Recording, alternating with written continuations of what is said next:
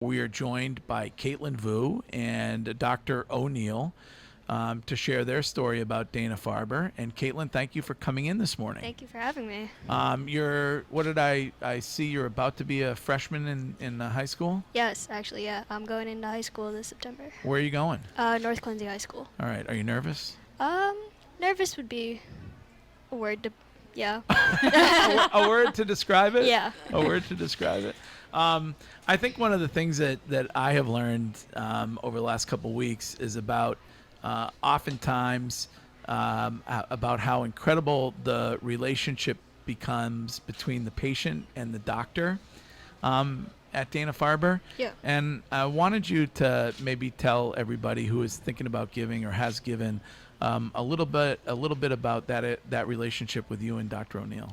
Yeah, well, Dr. O'Neill is such a great doctor, and I'm so lucky to have such a great team at the Jimmy Fund. Great doctors, nurses that are so passionate and dedicated to what they do. They go into work every day intending to make a child's day brighter, and that's just so special, and that I see that quality in every single person that I meet at the Jimmy Fund, and I've never met someone that didn't want to help me. Yeah. And Doc, I mean, you have this incredible opportunity to interact with these patients, and for you, what is it about this that got you wanting to do this? I think these patients, Kaitlyn in particular, are so unbelievably special. When you think about what inspires you in life, I mean, I walk into that clinic every day, into the Jimmy Fund clinic, and it's the definition of inspiration. I mean, I'm sitting next to somebody who has taken every piece of information regarding her diagnosis and her treatment in such stride and with such poise and grace. Every decision she's made, and she's been a big part of the decision making, is really exceptional for a person her age, and I think inspires me every day, not only to be a better clinician, but to be a fortuitous researcher to try and advance the field. And I think also your story, I think can be educational for some of us, because you were just playing soccer. Yeah. and your ankle ended up being swollen, and Yeah. you figured that you had just twisted your ankle. Mm-hmm. Yeah, Yeah. so I actually found out about my diagnosis, like you said, playing soccer. And at first I didn't think much of it because obviously soccer players get injured all the time. And I thought it was either a swollen ankle or worse, maybe like a fracture. So after weeks of like on and off swelling, I got it checked out. And we went through scans at Children's Hospital, and they eventually were like, okay, there's something abnormal about this. This isn't normal. And what they discovered was a solid bone tumor in my left ankle and osteosarcoma. So, yeah. And Doc, I mean, I think for people listening, that's something that is to think about, is that if something isn't right, you should check it out. Oh, absolutely. Yeah. I think kids and their families, they know what the norm is best. Yeah. So I think you recognize right away that maybe your injury was different than usual, and having come to medical attention quickly when something was wrong, you guys did everything right. You got started on treatment at just the right time, and you've proceeded through everything so beautifully. And I read that you felt like the doctors and the nurses and everybody at Dana-Farber had kind of given you the confidence that you needed to fight this. Can you Yeah. Put that into your own words for us? So when I first found out about cancer, cancer is like a really big 6-letter word that's so scary. It totally like turned my world upside down. I was like a regular kid in school. I like to think that I got good grades, had a lot of friends, and everything was going great for me. My 8th grade year was plowing forward.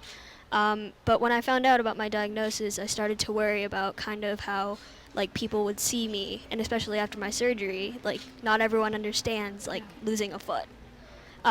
So definitely the people at the Jimmy Fund Clinic, they were so supportive and kind of making me feel as if I wasn't alone in my fight for cancer.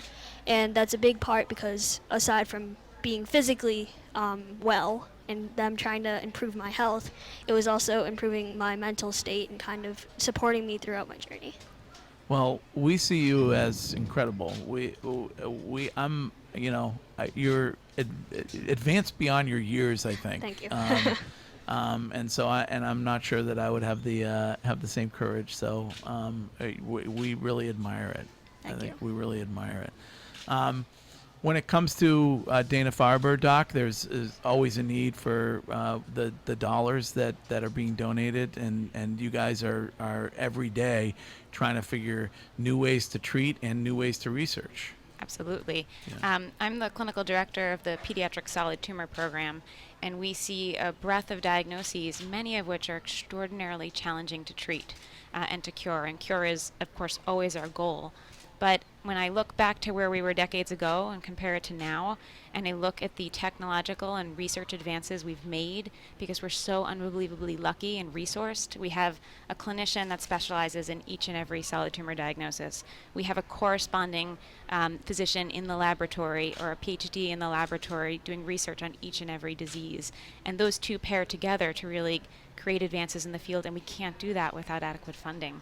And we are making exceptional progress, but there's so much more to learn. Yeah, I think that's what's most interesting to me is that the progress comes in kind of small steps, and I think that we're all waiting for that moment that there is a cure. But we were talking earlier about the fact that really in many cases it's extending the treatment period and being able to extend that for a longer period of time. That's a victory in itself. Mm-hmm. Yeah.